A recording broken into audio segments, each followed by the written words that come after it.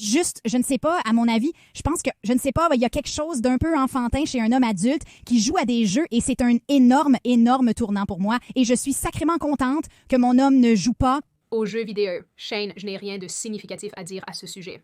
Je veux juste qu'il se taise.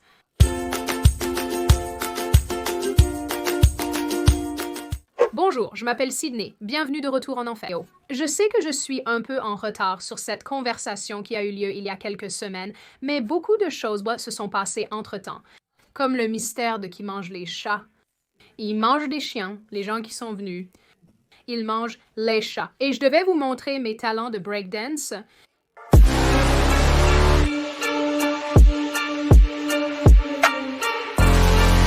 Maintenant, comme je l'ai dit il y a quelques semaines, la conversation ou le débat, si vous voulez, sur le fait que les hommes qui jouent aux jeux vidéo soient peu attrayants a été une fois de plus ressuscité. Cela dure depuis un certain temps, mais périodiquement quelqu'un, quelque part, pour une raison quelconque, le remet sur le tapis. Et chaque fois que cela se produit, il semble que les gens veulent se rassembler autour de l'idée que les hommes qui jouent aux jeux vidéo sont mauvais et que le jeu vidéo est globalement mauvais. Disent probablement les gens qui aiment le crochet ou quelque chose du genre. Déprimant, quand j'ai commencé à chercher des vidéos sur ce problème, je suis réellement tombée sur cette tendance bizarre sur TikTok où les femmes disent que leurs hommes sont heureux en jouant à des jeux leur donnent la nausée. Donc, il y a ça. Ferme. Ta gueule, tue-toi. À ce stade, lance-moi simplement sur Jupiter. Quoi qu'il en soit, cette fois, la conversation a commencé lorsque la commentatrice conservatrice Liz Wheeler a posté un graphique des hobbies que les femmes trouvent apparemment les moins attirants. En tête de liste se trouvait jouer aux jeux vidéo, suivi de la collection de figurines, des tours de magie et du trolling en ligne. Mais apparemment, nous aimons tous un bon ornithologue, donc c'est une victoire pour les ornithophiles. Je n'ai absolument aucune idée de comment on appelle les passionnés d'oiseaux. Bearder. Au moins, c'est marquant. C'est probablement mieux que les surnoms donnés aux passagers du train. Hootie Tooters, Hooter Tooters. Ce graphique, qui de toute évidence n'est pas basé sur de vraies preuves, a été posté avec le commentaire de Wheeler qui disait « c'est 100% vrai ». Les hommes qui jouent aux jeux vidéo sont extrêmement peu attirants, c'est un énorme drapeau rouge, genre zone de rupture. Bizarre que tant de mecs captent pas ça. Tu veux savoir ce que je ne comprends pas? Après une énorme résistance, Wheeler a suivi avec quelques autres publications, y compris un autre tweet où une femme a écrit « Les femmes n'aiment pas les jeux vidéo parce qu'elles sont geeks. Nous les détestons parce qu'ils sont antisociaux et basés sur la consommation. » Comme si une femme disait que TikTok ou le shopping en ligne était son passe-temps. Les passe-temps devraient impliquer de faire, créer ou apprendre concrètement. Aux dernières nouvelles, jouer à des jeux est bien une activité. Qu'est-ce que c'est? Qu'est-ce que je suis en train de lire ici? En insistant encore plus, Wheeler a également écrit que les jeux vidéo sont sédentaires, consommateurs, imprégnés de fantaisie et d'immoralité qui ont de graves effets secondaires négatifs dans le monde réel sur les hommes qui y jouent. Selon tweet résumait que les jeux vidéo ont un impact négatif sur la société, prétendant qu'ils conduiraient à un comportement agressif, à une désensibilisation à la violence, à l'anxiété, aux troubles de l'humeur, etc. Elle affirme que les femmes sont attirées par les hommes en fonction de leur capacité à protéger, subvenir, produire et procréer. Les hobbies qui illustrent cette capacité sont attrayants pour les femmes. Les hobbies qui ne le font pas, ne le sont pas. Sans vouloir être désagréable, la lecture n'est-elle pas sédentaire? Et n'est-ce pas consommer que d'acheter des trucs féminins aléatoires pour votre maison? Voulez-vous aller discuter avec les dames immorales qui lisent des obscénités sur BookTok? Voulez-vous avoir un mot? Je ne veux vraiment pas être si sarcastique à propos de tout cela, ça m'irrite vraiment. Bien sûr, la cerise sur le gâteau ici est l'intégralité du live stream que Wheeler a décidé de faire sur ce sujet, abordant les réactions négatives qu'elle a reçues et disant que beaucoup de gens ont été méchants avec elle à ce sujet et qu'elle n'aimait pas ça, ce qui, honnêtement, c'est assez juste. Cette vidéo est vraiment longue et elle a abordé beaucoup de points très rapidement et nous n'avons pas le temps de les déballer, mais en général, j'étais vraiment irritée en regardant le live stream de Wheeler et ma conclusion était simplement « Dites-moi que vous n'avez jamais joué à des jeux vidéo sans me dire que vous n'avez jamais joué à des jeux vidéo. » Elle a encore affirmé que cela désensibilise les gens et les rend plus enclins à la violence, ravivant les débats des années 90. Je ne sais pas, je pensais que nous avions dépassé cela. Écoutez, je ne connais pas Liz personnellement, et donc je ne veux pas que quiconque perçoive cela comme une attaque contre elle parce qu'elle semble être une dame sympathique, mais je trouve son opinion et cette opinion prolongée vraiment frustrantes. Je pense qu'il y a une tendance du côté droit de la politique où certains conservateurs en particulier aiment rejeter totalement et piétiner des moyens culturels et de divertissement vraiment importants. Et même si l'intention derrière cela est noble, je pense toujours que cela donne l'impression d'être vraiment contrôlant et de faire la police du plaisir. Même les gens ayant des problèmes paternels ne veulent pas être surprotégés à ce point.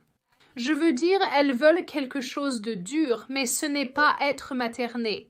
Tout cela pour dire, à long terme, je ne pense pas que ce soit très utile et je suis sûre que certains d'entre vous ne seront pas d'accord avec ça et c'est OK. N'hésitez pas à me crier dessus dans les commentaires. Quoi qu'il en soit, environ une semaine plus tard, une autre vidéo est apparue où une femme appelée Bex de l'émission de radio 102 Philly expliquait de manière similaire pourquoi elle n'aime pas que les hommes jouent aux jeux vidéo. Elle a dit que c'était paresseux et généralement improductif. Mais toute cette histoire de jeux vidéo... Quel est le problème? Jacqueline a aussi ce gros problème parce que c'est juste... Paresseux, ça donne l'impression... Comme si à moins d'être payé et qu'il y a une limite, c'est cool si tu veux le faire de temps en temps, mais pour moi, je suis comme va t'éduquer, comme va faire quelque chose de productif, mais... Qu'est-ce que c'est? Le problème... Elle aussi, chaque fois qu'elle entend la PlayStation démarrer, comme si j'allais simplement avoir la télévision allumée, tu serais sur TikTok sans prêter attention. Alors, pourquoi cela te dérange-t-il? Parce que ce n'est pas la distraction de moi étant sur TikTok et nous regardant la télévision, c'est ce que tu pourrais faire avec ça. Ah, voilà, et c'est ce que je le savais, tu le veux. Vous les femmes, voulez tellement nous donner des tâches, que vous êtes tellement énervés, que nous prenons du temps pour faire... Quelque chose, attends. 1 minute, tu t'amuses? Tu as du temps pour jouer à ce jeu vidéo? Voici toutes les choses que tu pourrais être. À faire. Tu t'amuses, mais tu pourrais aussi prévoir quelque chose de sympa pour nous. Tu sais? Comme je l'ai mentionné, ce n'est pas la première fois que ce type de critique est soulevé. Il y a quelques années, 3 autres femmes ont été vivement critiquées en ligne pour s'être moquées des hommes qui jouent aux jeux vidéo. L'une des femmes suggérant même qu'il y a une corrélation entre le fait de jouer aux jeux vidéo et le fait d'être mauvais au lit ou d'avoir un petit sexe masculin. Je vais être honnête avec vous. Pas si je pense aux 10 premiers. Ma meilleure amant que j'ai jamais eue, il ne jouait pas aux jeux vidéo, donc je suis convaincue que les jeux vidéo sont pour les gens médiocres. Eh bien, je me suis trop excitée. Je ne sais pas ce que c'était. Je ne sais pas. Je me suis excitée. Je ne comprends pas quel homme adulte passe autant de temps à jouer aux jeux vidéo. Beaucoup d'hommes adultes y passent énormément de temps et je ne sais pas pourquoi. Conneries. Beaucoup. Je ne pense pas que tu pourrais être un bon partenaire ou un bon amant. Non, l'homme adulte qui passe du temps à jouer, Aux jeux vidéo. si tu es comme... C'est une déclaration tellement étrange. Juges-tu toujours la pertinence d'un passe-temps en fonction des cornichons d'hommes et de leur performance? Est-ce une mesure légitime? Pourquoi les gens sont-ils ainsi? Je le pense vraiment. Mettez-moi dans le canon et lancez-moi vers Jupiter. Donc, j'ai un intérêt très personnel dans ce sujet, à la fois en tant que femme et en tant que personne qui joue aux jeux vidéo. Donc, je pense qu'il est assez important de venir à la défense des joueurs masculins et je suppose vraiment n'importe quel joueur en général. Parce que si les critiques que j'ai jusqu'à présent soulignées dans cette vidéo sont une indication, je pense que les perceptions des gens de cette industrie et de ceux qui aiment les jeux sont complètement à côté de la plaque. Et je pense qu'il est généralement extravagant de dire que le jeu n'est pas un passe-temps et si c'est le cas, c'est un passe-temps qui n'attire pas globalement les femmes. Parce que je soutiendrai dans de nombreux cas que ce n'est pas vrai. Je veux dire, avant tout, l'industrie du jeu dans son ensemble a changé de manière spectaculaire au cours des dernières décennies, et les jeux vidéo ont également progressé en échelle et en qualité pendant cette période. Plutôt que les jeux ne plaisent qu'à une petite portion de personnes, maintenant n'importe qui, n'importe où peut y jouer, c'est pourquoi l'industrie est devenue si énorme. Il y a tellement d'histoires différentes qui sont racontées, tellement d'idées différentes qui sont explorées, et n'oublions pas surtout que le nombre de femmes qui jouent à des jeux a également de plus en plus augmenté et continue de le faire. Et non, Animal Crossing et les Sims ne comptent pas comme des jeux vidéo. S'il vous plaît, arrêtez cela. Le fait est que les jeux vidéo eux-mêmes et les joueurs qui y jouent existent sous toutes les formes, et je ne pense pas qu'il soit juste de tous les mettre dans le même panier. Cela dit, je comprends pourquoi certaines personnes, certaines étant le mot opératoire, trouvent que le jeu est un passe-temps peu attrayant, et je pense qu'il y a plusieurs raisons à cela. Premièrement, lorsque la plupart d'entre nous, les millennials, grandissions, ce qui est le cas de notre amie Liz Wheeler, nous commencions seulement à voir une sorte de changement dans la façon dont les gens percevaient les hommes et les jeux vidéo. Jusqu'à présent, je pense qu'il est juste de dire que les joueurs étaient largement associés aux nerds qui vivaient dans leur sous-sol et jouaient à World of Warcraft de l'aube au crépuscule. Et que cette vision soit vraie ou non, qu'elle soit juste ou non, c'est ce qui était principalement dépeint dans les médias, le divertissement et par tous les enfants, tous ces garçons avec qui nous sommes allés au lycée. Je peux en témoigner parce que je me souviens parfaitement de mon frère aîné assis toute la journée dans le bureau à jouer à WoW et parfois à peindre des Warhammer. Je pense qu'il peint toujours des Warhammer pour être tout à fait juste envers mon frère parce que vous savez qu'il regardera probablement cette vidéo. Il est en fait la raison pour laquelle j'aime les jeux vidéo en général et je me souviens aussi être assise à côté de lui en le regardant jouer à Spyro parce que petite sœur, maintenant que j'y pense, je me souviens aussi de ces soirées Local Area Network avec ses amis nerds, donc vraiment, je me fais vraiment vieillir. Là, de toute façon, ce type de visuel et ce message ont certainement été ancrés en beaucoup d'entre nous parce que c'est aussi ce à quoi nous avons été exposés dans la culture populaire. Et c'est probablement pourquoi un tas de millénials plus âgés et de personnes qui sont plus âgées que les millénials plus âgés voient surtout les joueurs à travers ce prisme. En fait, c'est hilarant, quand je faisais des recherches pour cette vidéo, j'ai découvert que l'attractivité des joueurs masculins et la fréquence à laquelle ils jouent sont toujours étudiées parce que je suppose que c'est un stéréotype qui ne meurt jamais. La deuxième raison, et je pense que c'est plus applicable de manière générale, c'est qu'il est peu séduisant de rentrer à la maison et de voir votre homme assis toute la journée à jouer à des jeux vidéo. Le week-end à jouer. Toute la journée à jouer. Chaque week-end à jouer. Il ne peut pas se détacher assez longtemps pour passer du temps avec toi ou pour être un père ou un mari ou quoi que ce soit. Quand cela devient une addiction qui te consume, oui, c'est un problème et c'est inattractif. Et c'est la principale critique que je trouve en ligne quand il s'agit d'hommes et de jeux vidéo. Lorsque mon mari et moi nous sommes mariés, il était accro aux jeux vidéo. Si votre conjoint est aussi accro à quelque chose, écoutez ceci.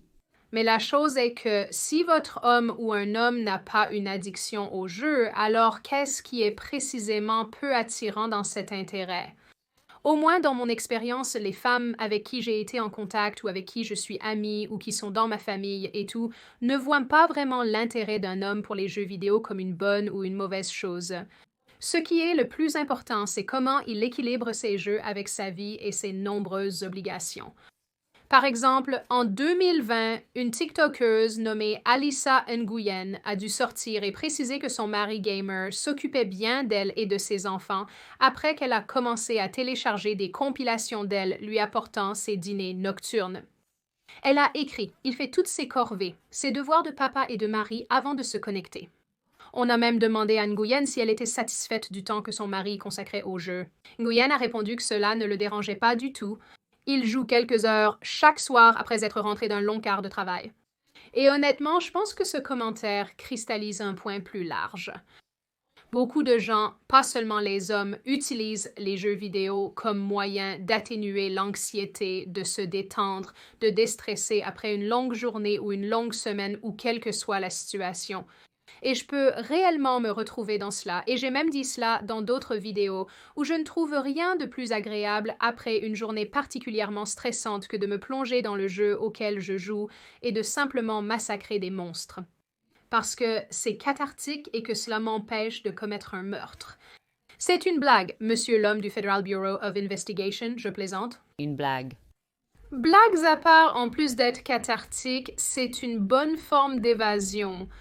J'ai regardé un TikTok en particulier où un gars décrivait l'évasion dans les jeux vidéo comme une mauvaise chose, l'utilisant comme un indicateur de dépression ou d'une personne qui déteste sa vie, et cela pourrait très bien être le cas parfois. Cela réitère simplement que les hommes aspirent aux mines. Mais encore une fois, pourquoi les gens froncent-ils les sourcils sur ce type d'évasion, mais pas quand ils se présentent sous la forme de livres ou de films ou d'émissions de télévision?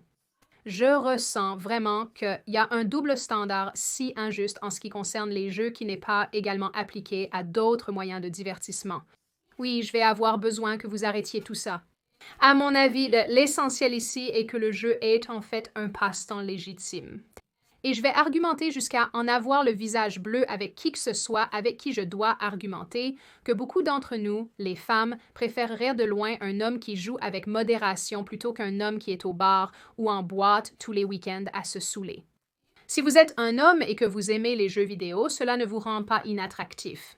En vérité, cela peut être une excellente opportunité pour renforcer les liens avec votre partenaire. Je le dis en tant que grand amateur de jeux coopératifs sur canapé. Comme j'ai récemment joué au jeu Untitled Goose et c'était sincèrement très amusant. Je dois éviter les jeux de plateforme car je déçois tout le monde. Les personnes qui prétendent que les jeux vidéo sont antisociaux et transforment les hommes en usines à meurtre ne semblent vraiment pas comprendre la nature des jeux vidéo et à quel point ils sont souvent basés sur la communauté et la collaboration de nos jours. De nombreux jeux modernes proposent une multitude de fonctionnalités multijoueurs permettant le travail d'équipe. À une époque où les gens sont super déconnectés, le monde du jeu est en fait assez bon pour aider les gens à se faire des amis et à créer des communautés. Jouer à des jeux offre de nombreux autres avantages mesurables, tels que l'amélioration des fonctions cognitives, de la résolution de problèmes, du contrôle des impulsions, etc. Je mettrai des liens vers ces éléments dans la description pour que vous puissiez les lire à votre rythme. Et il y a certainement beaucoup plus de choses à ajouter sur ce sujet spécifique, mais celle que je veux laisser, la dernière pensée que j'ai ici, c'est que je pense définitivement qu'il y a une tendance en ligne où les gens ne supportent pas de voir des hommes faire des choses qui les rendent heureux. Les hommes ont une vidéo, des jeux vidéo et des sports. Que ont les femmes? Je vois en fait cela souvent sur Twitter, mais en relation avec les femmes, où les gens publieront une vidéo de femmes qui font simplement quelque chose d'amusant, de stupide et de farfelu et qui s'amusent, puis cette avalanche de commentaires et de réponses sont fâchés que les femmes s'amusent. Je vois cela très souvent ici avec ce problème et je déteste absolument quand les gens le font aux deux sexes. Juste shoot! Laissez les gens profiter des choses. Personnellement, je suis vraiment contente que le jeu soit devenu une telle source de positivité pour tant de personnes. Et en ce qui concerne les centres d'intérêt peu attrayants, je pense qu'il vaut la peine de se rappeler que lorsqu'il s'agit de loisirs et de relations, tout hobby peut devenir un obstacle de la même manière qu'il peut aussi être un atout. Si vous appréciez quelque chose ou avez un passe-temps ou un intérêt particulier qui s'interpose entre vous et quelqu'un d'autre, ou c'est une chose tout englobante qui repousse tout le monde hors de votre vie, eh bien oui, je veux dire, c'est un problème. Mais si vous pouvez prendre un intérêt ou un passe-temps ou une chose que vous aimez et la partager avec quelqu'un d'autre de manière engageante ou d'une manière pour vous qui passe le temps mais ne le remplit pas, je pense que c'est vraiment positif. Et honnêtement, je pense que c'est vraiment tout ce que nous voulons tous en réalité. Au final, si le jeu est une chose que vous pouvez partager avec votre femme ou votre petit ami, une chose que vous pouvez utiliser pour vous détendre, ou même quelque chose qui vous a aidé à construire une communauté vraiment solide avec des amitiés et des expériences positives, aucune femme sensée ne considérerait cela comme un problème. Et si elles le font, je pense que cela en dit beaucoup plus sur cette femme que sur le joueur lui-même. Sur cette note, et avant d'ouvrir le débat, un rappel pour consulter mon nouveau Quora via le lien dans la description. Êtes-vous un homme qui pense que c'est inattirant et terrible? Êtes-vous quelqu'un qui aime vraiment les jeux vidéo et aime partager cela avec vos proches? Êtes-vous quelqu'un qui est peut-être du côté de l'addiction et qui peut voir à quel point tout cela peut être mauvais et dommageable? Pensez-vous que le commentaire autour des jeux vidéo est juste? Est-ce injuste selon vous? Quel est votre avis global sur cette question? Félicitations si vous êtes arrivé jusqu'ici dans la vidéo, comme d'habitude. J'aime toujours vous avoir à mes côtés pour le voyage complet. Si vous êtes nouveau ici et aimez ce contenu, laissez un j'aime et un commentaire sur cette vidéo, car je lis la majorité d'entre eux. J'aime vos retours et vous me faites rire. Si vous avez des suggestions de vidéos, faites-le moi savoir, car j'en tiens une liste. Je vous verrai merveilleuse personne dans la prochaine vidéo.